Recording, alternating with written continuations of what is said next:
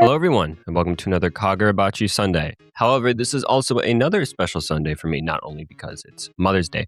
I don't know why I said it like that. That makes it sound like I'm a mother. No, it's just my birthday.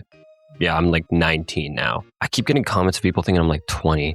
Every time I say that, people are like, what? You're only 19? What? Is it the voice? Anyways, though, by the way, I am also using a different microphone today because my shitty laptop broke down, which I usually record on because it somehow has weirdly good recording features.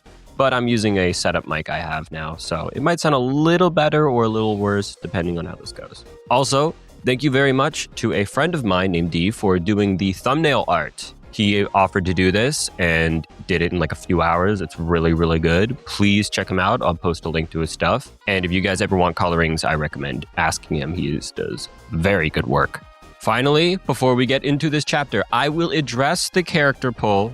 At the end, I have many, many things to say, but we will get there when we get there.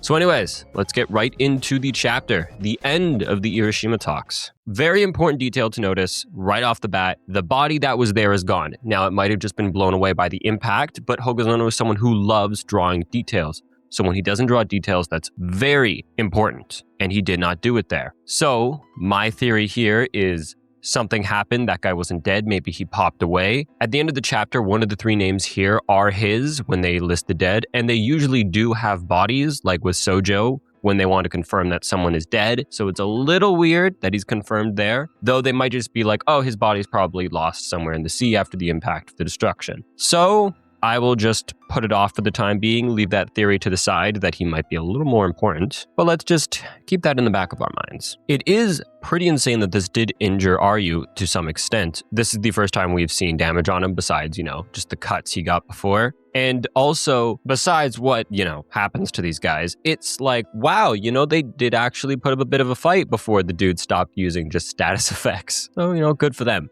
Shiba sorcery revealed too. There's actually some really funny details about the translation here of what it could technically directly translate to, though I do really like the name of it. So basically, he is able to touch himself and other people and then alter things about them, like their position, their height, their weight, just any kind of error he can make in them. We have seen the weight thing currently now. We've seen the position thing, which he does a lot with teleportation.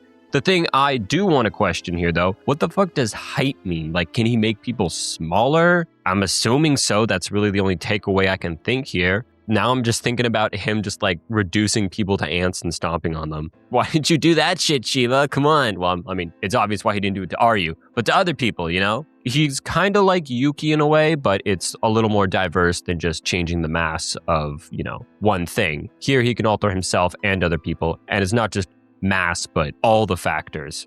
Maybe. There's bound to be some restrictions we'll learn about later. I love this page of everyone just jumping the shit out of Ryu. We have Mashiro with the sorcery binding him, Yoshinojo coming in to slit his throat, Hirito and Shiba weighing him down, and then kaboom! Just like that, Yoshinojo died with a smile on his face. I'm certain there is no other way this man wanted to go out, so please rest in peace. You served us very well, you oddly beautiful Kenpachi man. We learn that this is the true power of the blades, and we see, I believe, a scorpion here, although it does look a little centipede-ish, but that might just be very intentional, hinting towards some of the future stuff with this Datenzeki. So it is a scorpion, and beforehand, all that other shit was literally just status effects. Like, if you've ever worn that one kind of armor in Skyrim where when you're near other people, they get infected by poison. Basically, that's what I mean by status effect.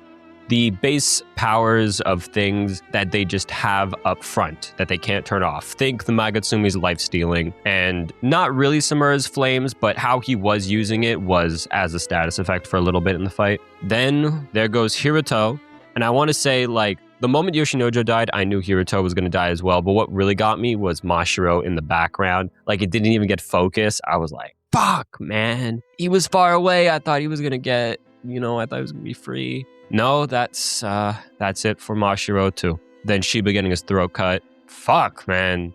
With Kunishige's blade too, there's a lot of fucking themes and such you can go into right there. Damn, man, it's just like that. 3 characters I had fallen in love with relatively fast, gone in a single chapter.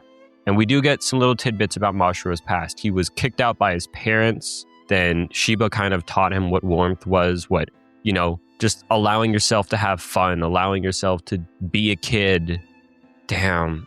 I feel like you can see a lot of how he took care of Chihiro for those 3 years right here, which, yeah, he focused on training Chihiro up, not in swordsmanship, but in just fighting in general. Though the way they relax with each other that we do see in those small moments is a lot like this. I think this might be the last time we see that dumb smile Shiba's been doing all flashback.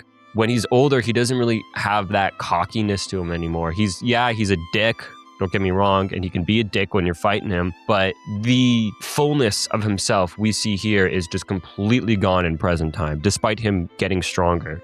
It was such a slap in the face for him that he woke up and kind of realized shit around me can go in an instant. Also, fucking 3 of the elites are alive. Only 1 died. Shout out Mashiro for taking the only kill on Japan's side in this entire fight. You can't slander him for that. He is the only one to actually get a body off. So, good for you, Mashiro. Thanks for putting in more work than the other guys. Shiba's alive too with Are You Healing Him like a dick. This guy was a dick in these last few pages, dragging him over, rocking his shit into the ground, walking away, grabbing the chair, and bringing it back. Like, that is one of the most disrespectful things I have seen in a manga, period. You can see the drag marks in the sand. Hokuzono made this clear. Now, the real negotiations, though calling those negotiations is quite the compliment, begin as they say their list of demands. Very important detail here is the thing that Ryu says is you have seen our superior military might. Something I pointed out a while back is the reason why I believe they are attacking Japan like this is because they have been underground for 1,000 years and they only have small stories about what the up top is like. So their belief is probably that Japan only understands military might. So if they don't show that they have superior power, they're going to get walked over. They're going to lose their resources, their new home, everything will be gone. So they had to make it clear up front that do not fuck with us. We will not hesitate to kill you. Just leave us alone. Does that justify the hostility? No, but that's a reason for the hostility. So theories for next week, we're probably going to focus on Shiba's interrogation that we do see on tape and probably get an update on what's going on with Kunishige, Subaru, and Chiaki will probably have another vision of the future. Maybe see a zombie for the first time since he was maybe a doctor at this time or just leaving being a doctor. Though, yeah.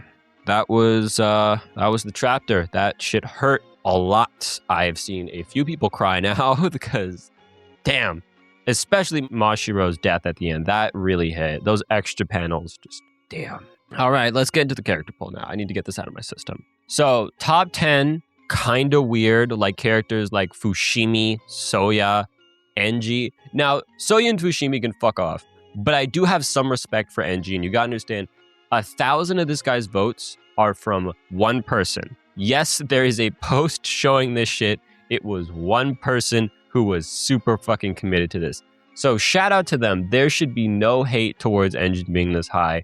I have to respect putting in this level of dedication to a bit. Well, not even a bit, to a passion. Now, the top 5 is pretty good. We have Samura at 5th.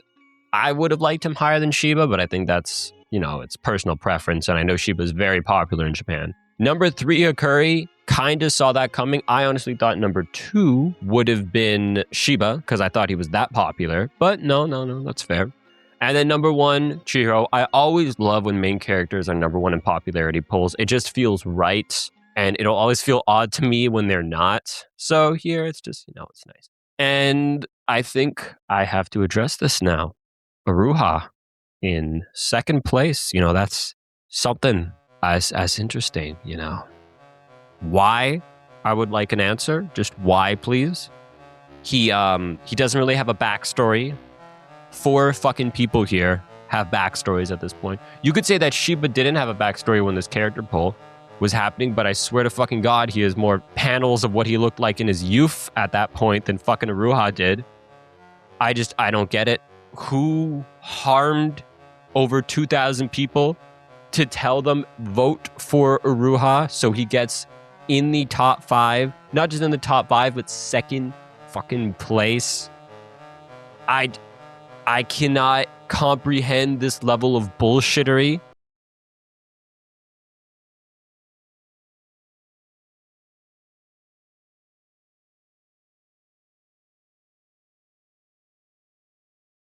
say anything. This is post Mike after I strain the fuck out of my voice doing that. Thank you, my members. We are Coolest Armored Squadron! And please like and subscribe if you enjoyed the video. Comment your thoughts on the chapter, of course. And I will see all of you next time. Bye-bye.